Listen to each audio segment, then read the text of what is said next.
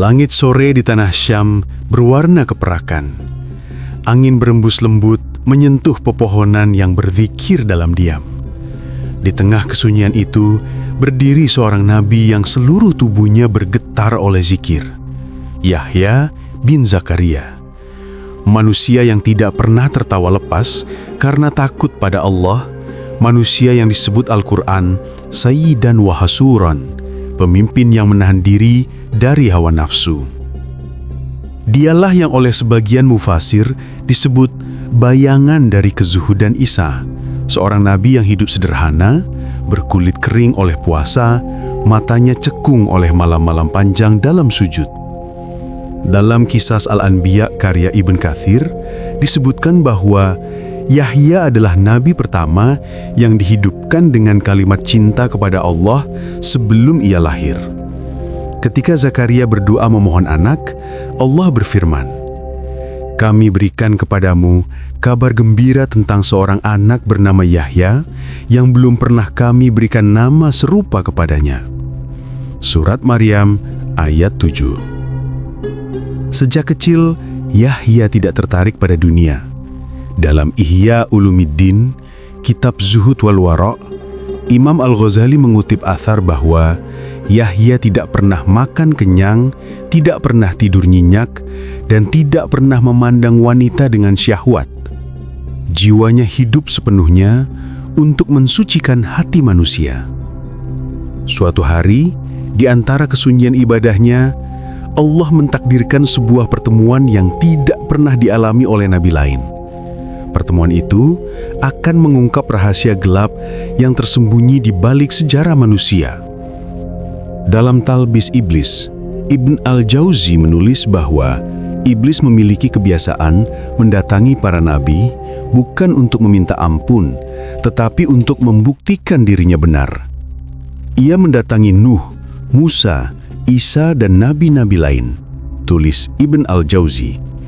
Namun tidak ada seorang pun di antara mereka yang ia ajak berbicara lama, kecuali Yahya. Sebab Yahya memahaminya bukan dengan marah, melainkan dengan ilmu. Iblis datang dengan bentuk samar, membawa hawa panas yang menekan dada manusia. Tidak ada yang tahu bagaimana ia muncul, namun dalam athar yang dinukil oleh Hasan Al-Basri dalam Hilyat Al-Auliya, disebutkan bahwa ia menampakkan diri kepada Yahya dengan wajah manusia tua dan kurus, berambut abu-abu. Yahya menatapnya dengan tenang. "Apakah engkau Abu Murrah?" tanya Yahya. "Benar, aku Al-Harith yang dilaknat karena menolak sujud kepada Adam." Nama itu penting. Dalam bahasa Arab, Abu Murrah berarti bapak kepahitan. Sebab setelah diusir dari surga, seluruh rasa manis kehidupan dicabut darinya. Dan sejak hari itu, misinya hanya satu, menularkan kepahitan kepada anak Adam, agar mereka merasakan kehirangan yang sama. Yahya memandangnya tanpa gentar. Ia tidak melihat wajah, tetapi makna. Dalam dirinya berputar tafsir firman Allah, "Sesungguhnya setan adalah musuh bagimu, maka jadikanlah ia musuh." Namun hari itu, Yahya tidak ingin memusuhinya dengan pedang, melainkan dengan pengetahuan. Dalam riwayat yang dikutip oleh Al-Ghazali dalam Ihya Ulumuddin, kitab Zam Al-Gurur, diceritakan bahwa Yahya berkata kepada iblis, "Aku ingin melihatmu dalam bentuk aslimu, sebagaimana engkau menampakkan diri kepada pasukanmu. Aku ingin mengetahui jalan-jalanmu yang halus yang engkau gunakan untuk menjerat manusia." Iblis terdiam lama. Ia tahu permintaan ini berbahaya. Dalam catatan Talbis Iblis, Ibn Al-Jauzi menulis bahwa iblis menjawab, "Engkau meminta sesuatu yang berat. Aku khawatir engkau tidak sanggup melihatnya, dan bumi pun akan gemetar oleh bentukku. Tetapi aku tidak akan menolak perintah seorang nabi." Maka disepakati bahwa keesokan siang mereka akan bertemu di sebuah lembah sunyi tanpa seorang pun selain keduanya.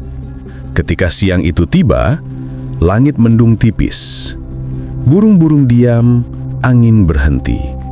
Di atas tanah berpasir itu, tiba-tiba udara bergetar.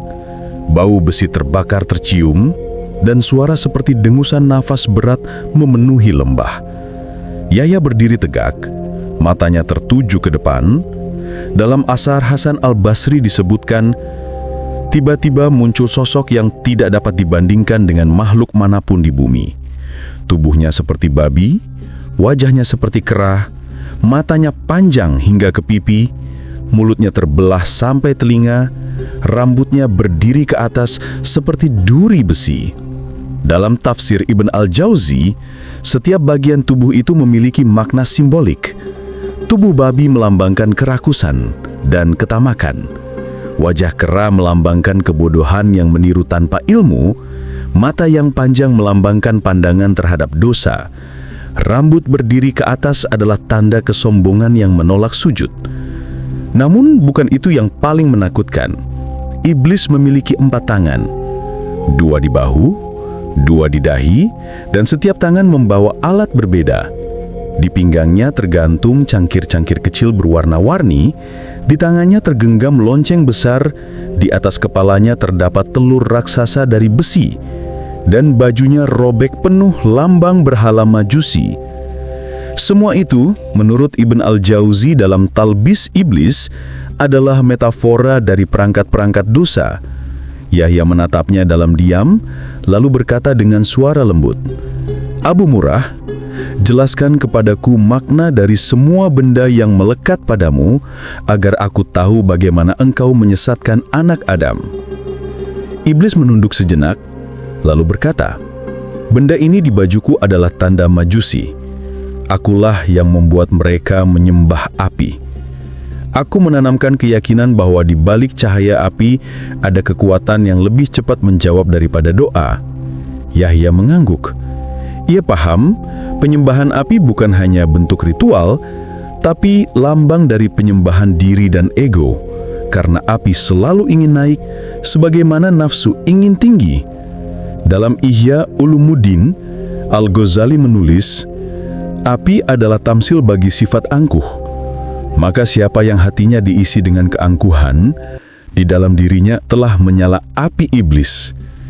Yahya kemudian menunjuk cangkir-cangkir kecil yang menggantung di pinggang iblis. "Apa ini, wahai Abu Murrah?"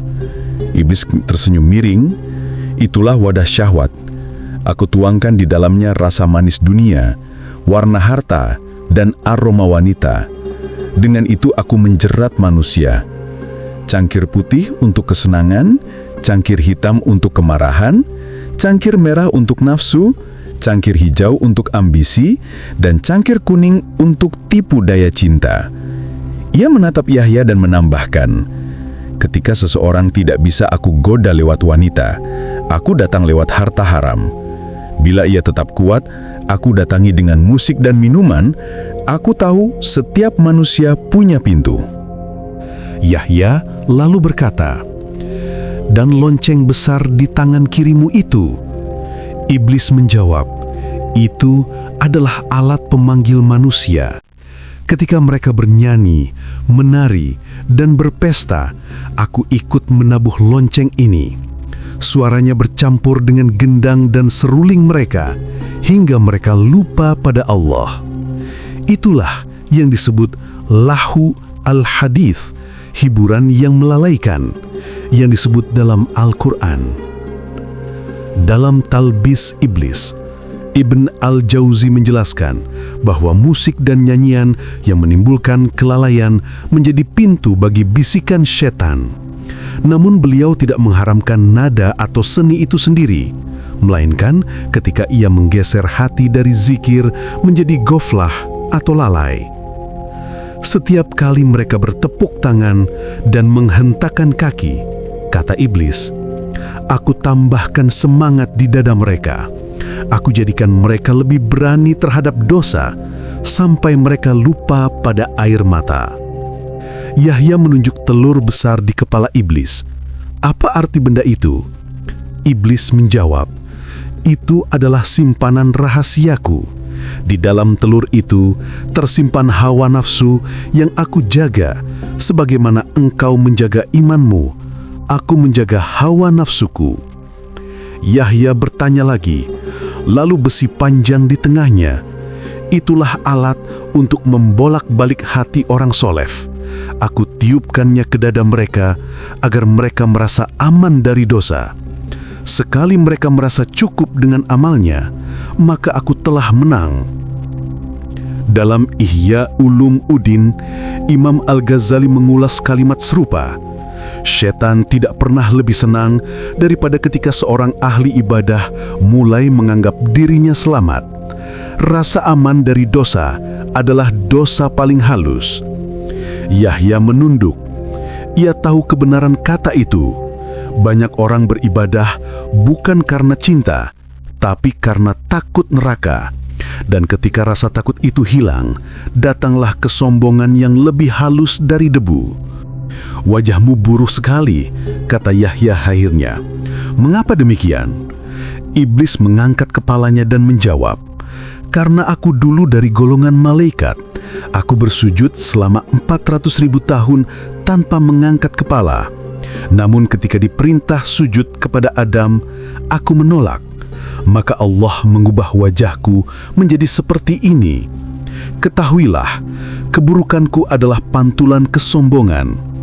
Kata-kata itu dicatat oleh Ibn Al-Jauzi sebagai salah satu pengakuan simbolis iblis yang menunjukkan bahwa keangkuhan adalah akar segala dosa. Yahya menatapnya lama.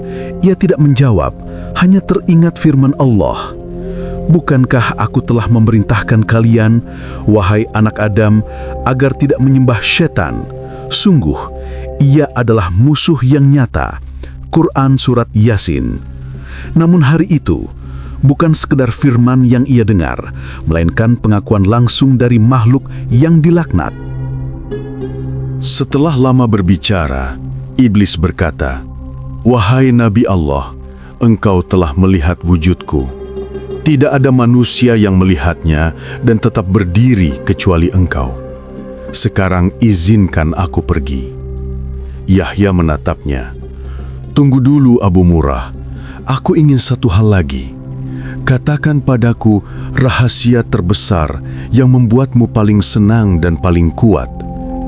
Iblis menatap ke tanah. Ia meragu. "Aku khawatir bila aku mengatakannya, engkau akan menyampaikan kepada manusia sehingga mereka berhati-hati darinya." Yahya menjawab, "Kitab Allah sudah lebih dulu mengabarkan tipu dayamu. Maka katakanlah, aku tidak akan menambah selain yang telah ditulis." Iblis menarik nafas panjang. "Baiklah," katanya perlahan, "tetapi aku akan menyebutkannya besok, karena bila aku mengucapkannya sekarang, bumi ini akan bergetar oleh rahasianya." Yahya mengangguk. Maka berakhirlah pertemuan pertama mereka di hari itu. Pertemuan antara nabi yang suci dan musuh yang kekal. Keduanya sama-sama mengenal hakikat manusia, hanya berbeda pada jalan yang dipilih. Sore itu, langit kembali tenang. Tapi di dalam hati Yahya, ada firasat bahwa besok ia tidak hanya akan melihat wajah iblis, melainkan juga struktur jiwanya, perangkap-perangkap yang tersembunyi dalam diri manusia. Malam berikutnya, lembah tempat pertemuan mereka kembali sunyi. Langit menggantung tanpa bintang, seakan seluruh jagat menahan nafas menunggu rahasia yang akan diungkap. Nabi Yahya berdiri tegak dalam zikir, sementara dari arah timur tampak gumpalan asap hitam mendekat, dan darinya muncul sosok yang kemarin ia lihat dalam wujud mengerikan itu. "Engkau menepati janjimu," kata Yahya. "Aku tidak berani berdusta di hadapan Nabi," jawab iblis. "Maka dengarkan, karena yang akan kuucapkan ini jarang kudedahkan bahkan pada pasukanku sendiri. Perangkap pertama, wanita dan syahwat." Iblis memejamkan matanya yang panjang.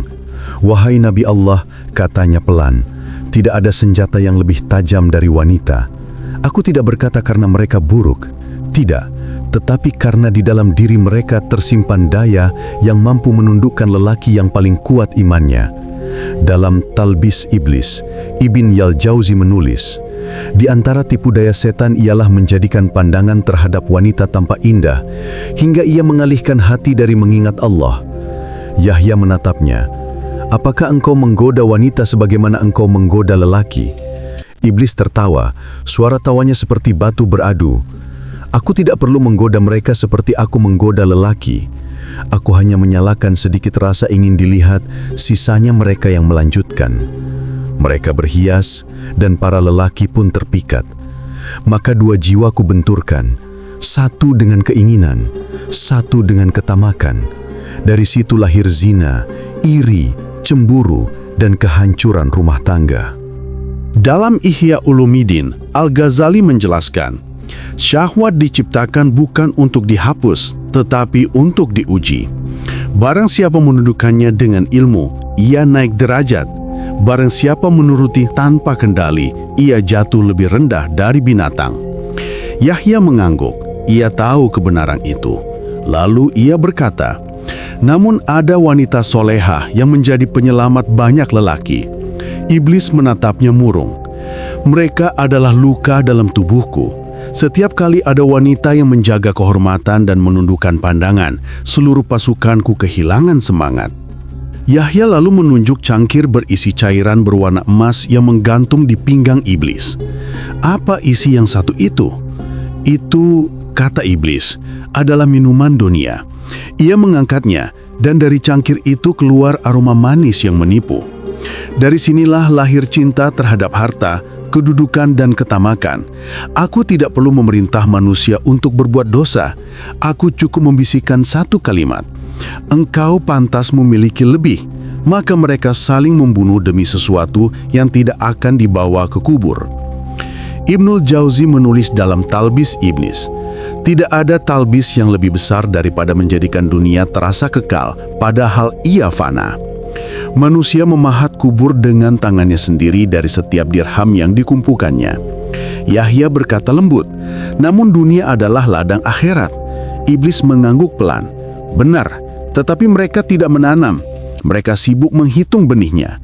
Ia mengangkat tangannya, dan di telapak itu muncul bayangan manusia yang sedang menimbun emas, lalu berubah menjadi debu. Ia pernah melihat seorang ahli ibadah yang menolak suap, tetapi hatinya tetap condong kepada pujian. Itu pun bagian dari harta, karena pujian adalah mata uang hati. Dalam Ihya, Al-Ghazali menulis, kecintaan pada dunia adalah akar dari setiap dosa. Darinya tumbuh keinginan untuk kekuasaan, kemegahan, dan sanjungan. Setelah lama diam, Yahya berkata, aku telah mendengar engkau menggoda orang fasik. Bagaimana dengan orang soleh?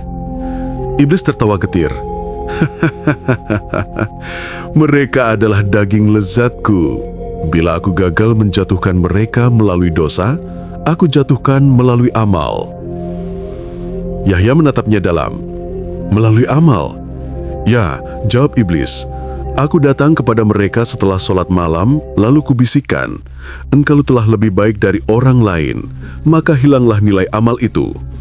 Bila mereka bersedekah, aku katakan, orang-orang memuji kedermawananmu.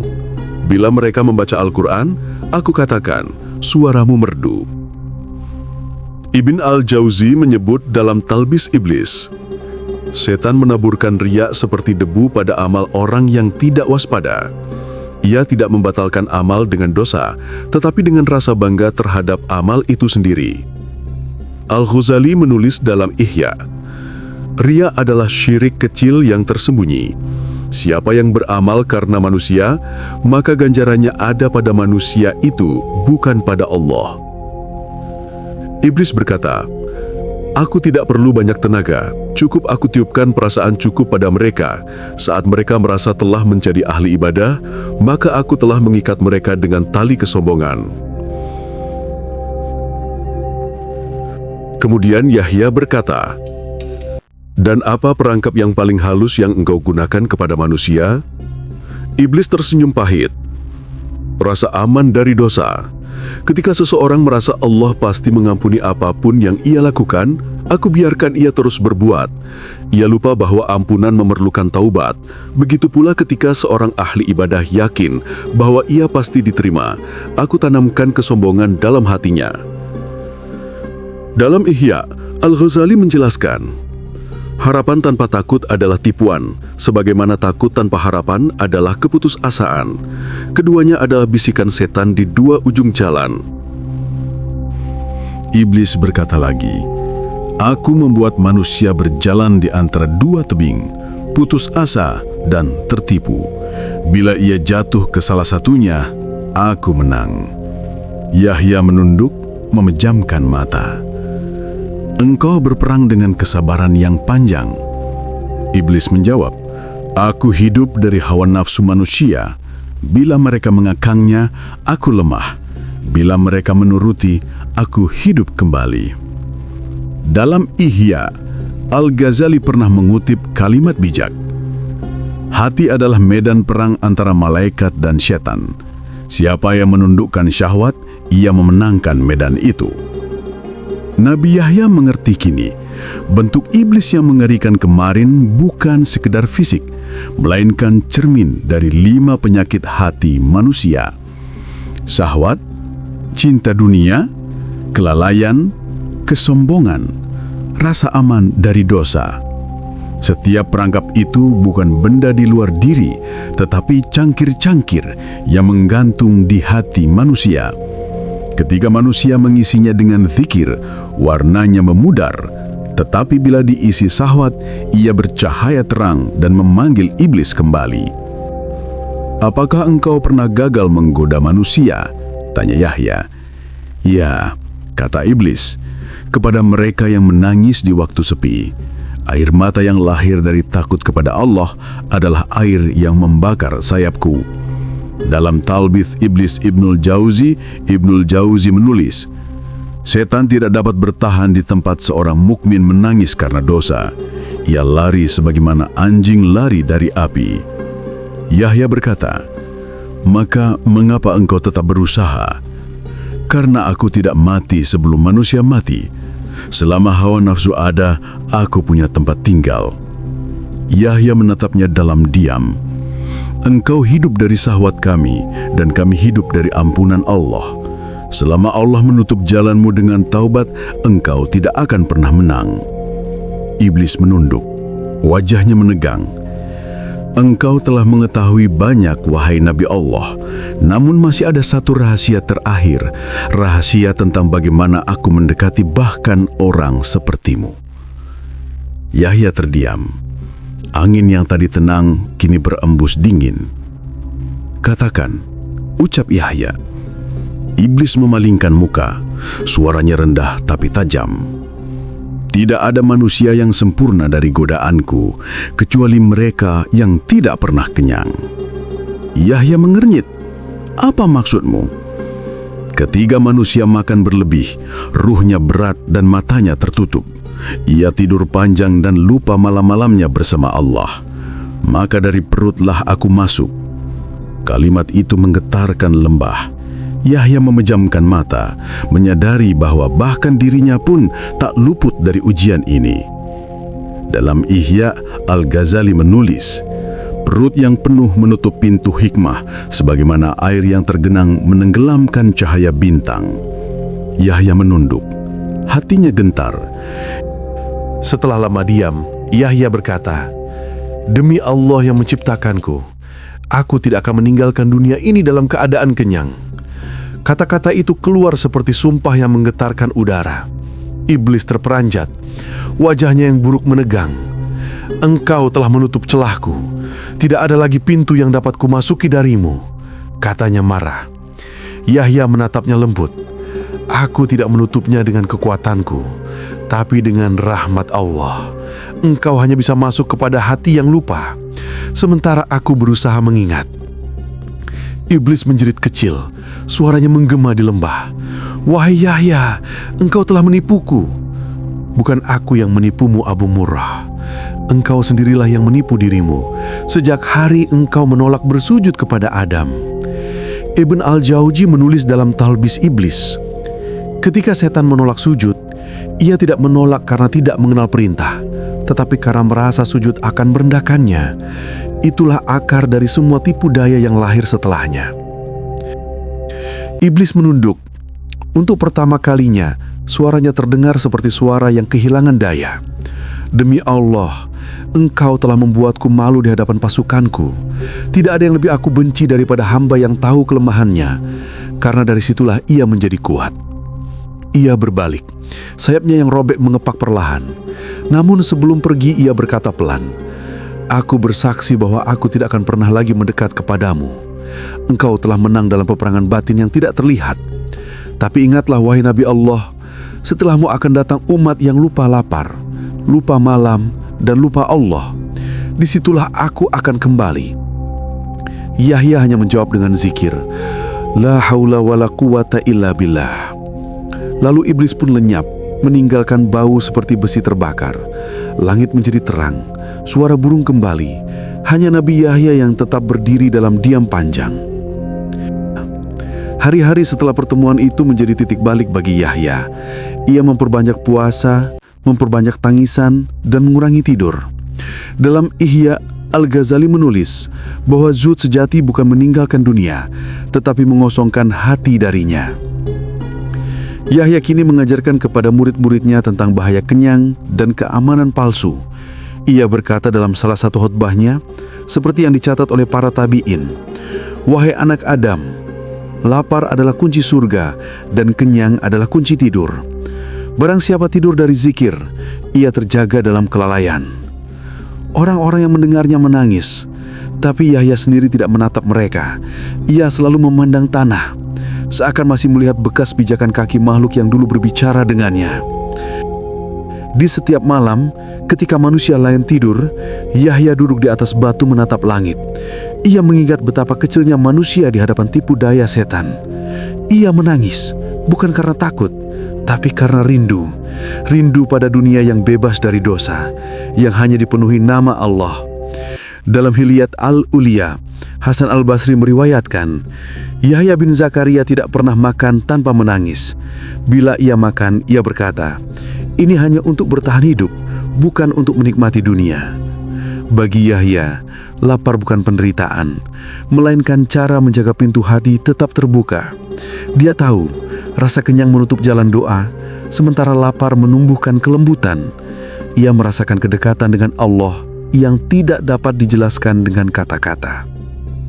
Bertahun-tahun setelah peristiwa itu, nama Yahya harum di kalangan manusia. Ia dikenal bukan hanya karena kenabiannya, tetapi karena kezuhudan dan keteguhannya dalam menahan hawa nafsu.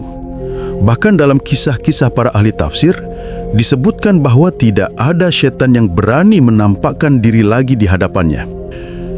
Imam Al-Ghazali menyebut dalam Ihya, "Hati yang telah disucikan dengan lapar dan zikir adalah tempat malaikat turun dan tempat setan terbakar."